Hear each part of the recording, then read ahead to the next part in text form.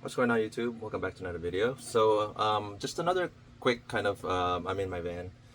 Just gonna do a quick van comparison for you guys because everyone is asking about the difference between the generator and the lithium model because the generator is in a good price right now, really good price, like 115,000.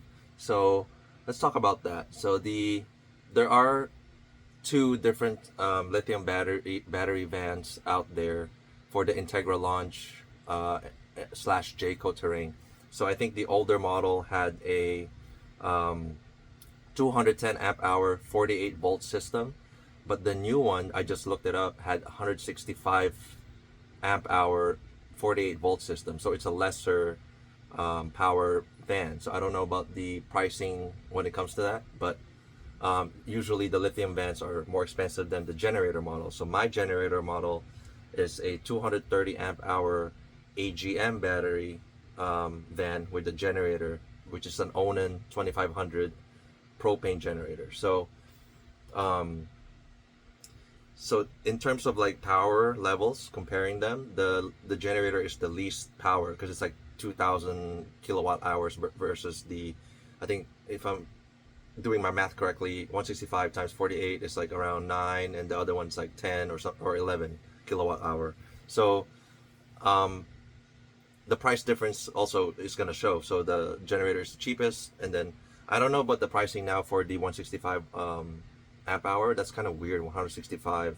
So right now my van is like a hybrid of both. As you saw on my previous videos, I converted my AGM batteries to a 200 amp hour lithium ion battery that I placed right here. You can look at the video that I posted previously to this one, and I still kept the generator because I want to have the generator capability for emergency power needs. So both vans have 200 watt hour solar up top, but the lithium vans vary in the inverter. So the older vans have a 3500 inverter. The 165, it says, has a 3000 watt inverter, so it's a lesser inverter if it matters. My van, the 19YG generator model, has a 2000 watt inverter.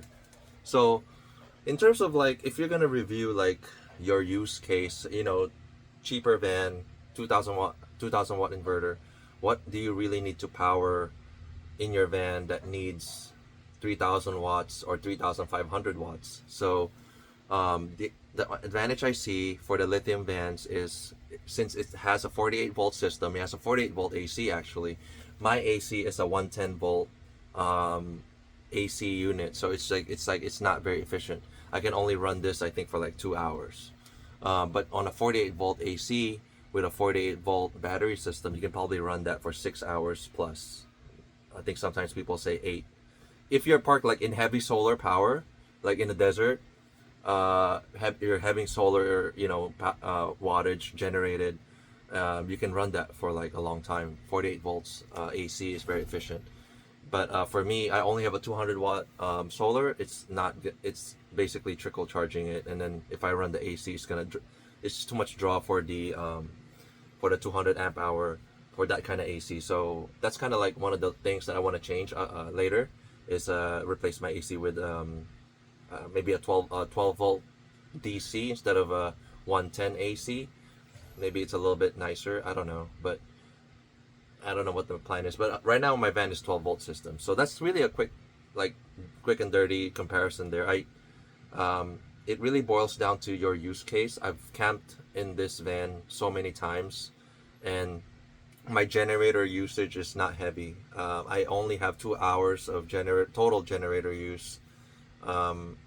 And I've had more than 5 camping trips on this van, and multiple days basically in combination. So I think I only find myself just starting the generator at if I'm like covered in heavy trees where I don't have much solar generation. So I'm basically running off of just the battery purely, and I'm not moving the van, because when you start driving the van, you have on the generator model and the lithium model, you have a DC to DC charging system that's charging both the house battery and your regular battery. Uh, Actually, I did not look this up, but I don't know about the lithium ones. The generator model doesn't have a second alternator, but it's both vans. The 2023 era Sprinter van has a smart alternator.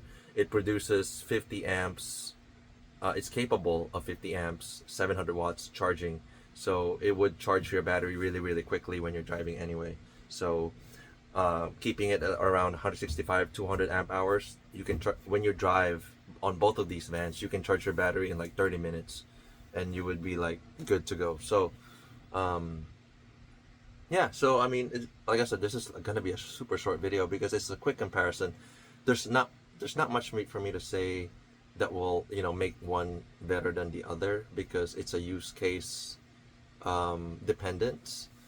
Not everyone is living on their van. If you're living on your van, it also depends on where you are. If you're camping in, you know, weather that needs, yeah, it really depends. It's like if you're camping in trees and you don't have solar, having a lot of battery is nice, but at the same time, are you using that much AC? There's a max air fan on all these vans. The max air does plenty for when it's hot. Just turn that on. I leave mine on. It's on right now. I just leave it on every time I come in here. It doesn't even draw that much power. So if you're interested in doing a hybrid, which is what I did because I wanted a cheaper van, I bought the 19YG, rocked with the AGM for a while. Effectively, the problem with the AGM is that the battery is underneath. It's exposed to the elements. If you're going over some water, it'll splash water to it. If you're going over snow might get on it, the battery, and also the generator down there. But my generator is still down there, but it is what it is. But the problem with the AGM, I was going to say, is that you cannot deplete them to 100%. You can only use half of them, or else you damage the cells when you're depleting them all close to zero.